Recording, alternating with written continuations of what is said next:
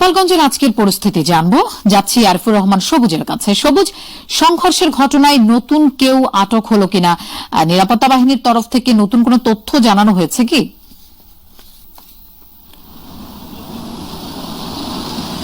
এখন মূলত বেলা যত গড়াচ্ছে পরিস্থিতি অনেকটাই উন্নতি হচ্ছে। মানুষজনের মধ্যে যে আতঙ্ক বিরাজ করছিল গতকালকে থেকে, সেই আতঙ্ক কাটানোর জন্য পুলিশ মূলত তৎপরতা শুরু করেছে এবং পুরো শহর শুধু নয়, পুরো গোপালগঞ্জ যে 5টি উপজেলা রয়েছে, এই 5টি উপজেলাতেই মূলত পুলিশের টহল অব্যাহত রয়েছে। সেনাবাহিনী, বিজিবির পাশাপাশি পুলিশের টহল টিম রয়েছে এবং যেই স্পটগুলোতে মূলত গতকালকে মূলত ব্যারিকেড দেওয়া হয়েছিল, যেই হামলা চালানো হয়েছিল, সেই স্পটগুলোতে অতিরিক্ত পুলিশ মোতায়েন করা হয়েছে। এখানে পুলিশের ঊর্ধ্বতন কর্মকর্তারা রয়েছেন, আইন শৃঙ্খলা বাহিনীর ঊর্ধ্বতন কর্মকর্তারা রয়েছেন এবং তারাও পুরো এলাকা ঘুরে দেখার চেষ্টা করছেন। মানুষজন যারা কোনো প্রয়োজন ছাড়া বের হচ্ছেন, তারা যেন প্রয়োজন ছাড়া বের না হন, তাদেরকে বুঝিয়ে বাড়ি ঘরে চলে যেতে বলছেন, যেহেতু কারফিউ চলছে 6টা পর্যন্ত। এবং পুলিশ বলার চেষ্টা করছেন মূলত আইন শৃঙ্খলা পরিস্থিতির যে অবনতি হয়েছিল, সেই পরিস্থিতি উন্নতি করার জন্য যতটুকু যা কিছু করার সেই কাজটি তারা করে যাচ্ছেন। অর্থাৎ মানুষজনের মধ্যে যেন আতঙ্ক না থাকে, স্বস্তি যেন ফিরে আসে, সেই জায়গাটি আসলে পুলিশ তাদের যে তৎপরতা, সেই তৎপরতার মধ্য দিয়ে করে যাচ্ছেন। এবং শুধু পুলিশ, সেনাবাহিনী বা র্যাব তারা নয়, তাদের পাশাপাশি এপিবিএন এবং কোস্টগার্ডের সদস্যরাও কিন্তু বিভিন্ন জায়গায় চেকপোস্ট বসিয়েছে, টহল দিচ্ছে।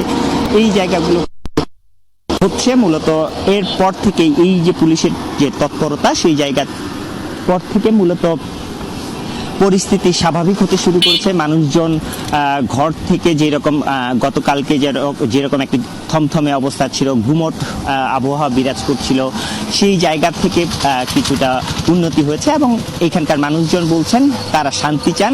এই পরিস্থিতিটার জন্য, যে পরিস্থিতি বিরাজ করছে, সেই পরিস্থিতিটার জন্য দ্রুত উন্নতি হয়, সেই জিনিসটাই তারা চান।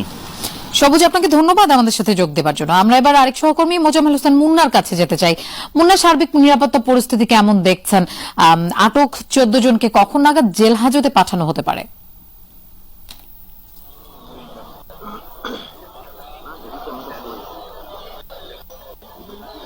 গোপালগঞ্জ কিন্তু স্তম্ভিত, গোপালগঞ্জ নিরাপত্তা নিয়ে সবাই চিন্তিত। গ্রেপ্তার আতঙ্ক তো বিরাজ করছেই।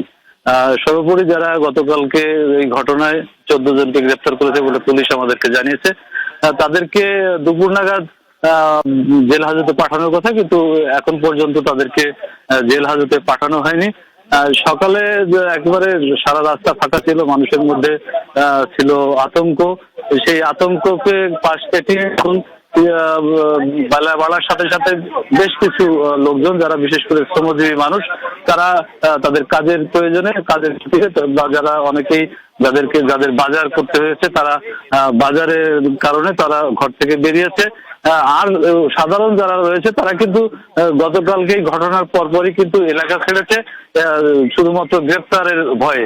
যে কখন কি হয়, আতঙ্ক রয়েছে, আবার কখন আইন শৃঙ্খলা বাহিনী বা অন্য যারা রয়েছে তাদের মধ্যে আবার কখন কোনো অঘটন ঘটে কিনা। তবে জীবনযাত্রায় এই মুহূর্তে যেহেতু সেনাবাহিনীর পাশাপাশি পুলিশ, র্যাব বা বিজিবি এবং সেই সাথে এই মুহূর্তে সেনাবাহিনীর পাশাপাশি পুলিশ, র্যাব রয়েছেন, তারা সব জায়গায় পাহারা দেওয়ার কারণে এখন জনজীবন আস্তে আস্তে স্বাভাবিক হতে শুরু করেছে। লোপা, মুন্না, আপনাকেও ধন্যবাদ আমাদের সাথে যোগ দেওয়ার জন্য।